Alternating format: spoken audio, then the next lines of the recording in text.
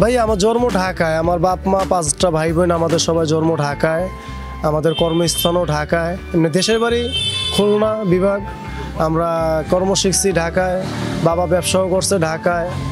এখন এই পাশাপাশি মনে করেন যে বাবার ব্যবসাটা ধরে রাখছি, কোনোদিন 2000ও হয়, কোনোদিন 2500 টাকাও হয়, মানে সর্বনিম্ন। তারপরে দেওয়া যদি ভাগ্যচক্কর আল্লাহ ওরকম কাজ কাম মিলাইয়া দেয়, তাহলে দেখা গেল হচ্ছে ভালো কাজ হলে, একটু ভালো মান হইলে একটু বাড়ায়ও পাই। ভাইয়া আমার পরিবারকে নিয়ে আমি অনেক সন্তুষ্ট, খুশি যে সে আমাকে খুব সহযোগিতা করে। সে এই যে আমার দোকানটা আজকে কইতে গেলে তার উপর দিয়ে নির্ভর করে। এরকম নারী সচরাচর আসলে খুব কম পাওয়া যায়। এমন নারী সবার ঘরে সবার কপালে জুড়ে না ভাইয়া। এখন এটা আমার কপালে আল্লাহ পাকি জুড়ে দিচ্ছে, যার কারণে আজকে সে ঘর দিয়া বাহির দিয়া সবকিছু সে দেখশন করতেছে। এতে আমি অনেক সন্তুষ্ট, অনেক খুশি আমার পরিবারের প্রতি।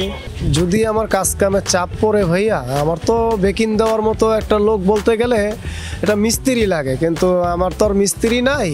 অর্থাৎ ছোট ভাইটা একটু টুকিটাকি হাতের কাজ জানে, দেখা গেল একটু কাজের চাপ পড়ে গেল, ওদের একটু সুযোগ সুবিধা সহযোগিতা নেই।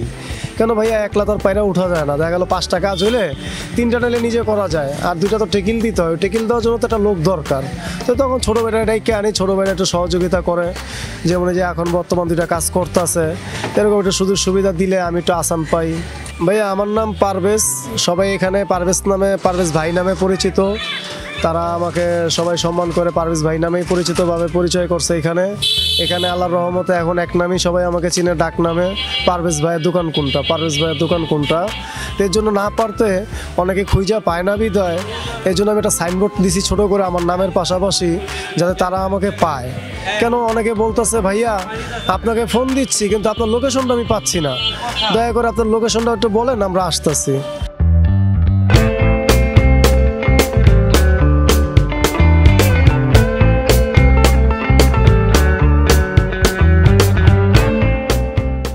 আমি সকাল যেটুকু যে প্লাস্টিকের কাজগুলো আপনার যেমন ধরেন বাম্পার, সামনের পিছনের বাম্পার, তারপর হুন্ডার প্লাস্টিকের যে মালগুলো ওইগুলোকে আমি রিপেয়ারিং করে দিতে পারি। তারপরে যে হেডলাইটটা বব করে ওইটা বব করতে পারি। আমি ভাই সকালে 4টের সময় উঠে ঘরের রান্না বাড়া যায় না, যেটুকু কাজ কাম থাকে সেটু করে তারপরে দোকানে আসি। 9টা-10টার সময় দোকানে আসি। এসে দোকানের কাজ সেরে আবার রাত্রে বাসায় বাজারঘাট করে নিয়ে বাসায় ঢুকি। বাসায় ঢুকে রান্না বাড়া করে গোছায় টুসায় রাত্রে শুতে 12টা-1টা বাজে যায় আমার। আর বড় মেয়ে আছে, ওই মেয়ে একটু সুবিধা দেয়। মেয়ে ধরেন রাত্রে ভাত টাত রান্না থই, এই কারণে একটু কষ্টটা কম।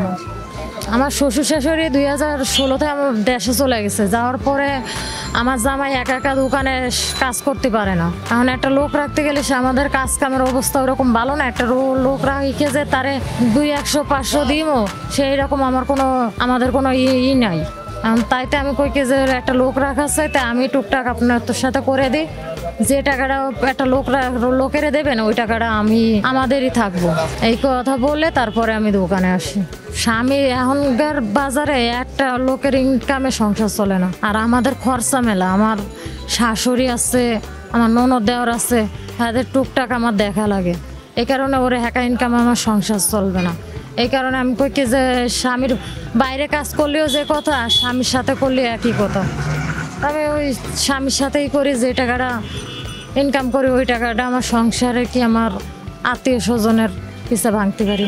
আমি মনে করি স্বামী স্ত্রী একসাথে থাকাই সবচেয়ে বেটার। অনেকে ওই যে বলে না স্বামী বিয়ে করে আনছে, এখন আমি কাজ করবো কে, স্বামী করে এনে দেবে আমি খাবো। স্বামী যদি না পারে, আমরা মায়েরা যদি সুযোগ সুবিধা না দিই, তাহলে কি স্বামীরা পারবে? আমার নাম পারবিন, আমার 3 ছেলে মেয়ে। এমনও দিন যায় 1500, 2000, 2500, কোনো ঠিক ঠিকানা নাই। হুন্ডার চাপ থাকে, যেদিনকে হুন্ডার চাপ থাকে সেদিনকে হুন্ডার চাপ থাকে, আর যেদিনকে প্রাইভেটের চাপ থাকে সেদিনকে প্রাইভেটের চাপ থাকে। এই যে আজকে সারাদিনে একটা প্রাইভেটের কাজ করলাম আর 3-4টা হুন্ডার কাজ করলাম। নবাবপুর থেকে আমাদের কিনে আনা লাগে, আইনে তারপর আমরা কাজ করে দিই।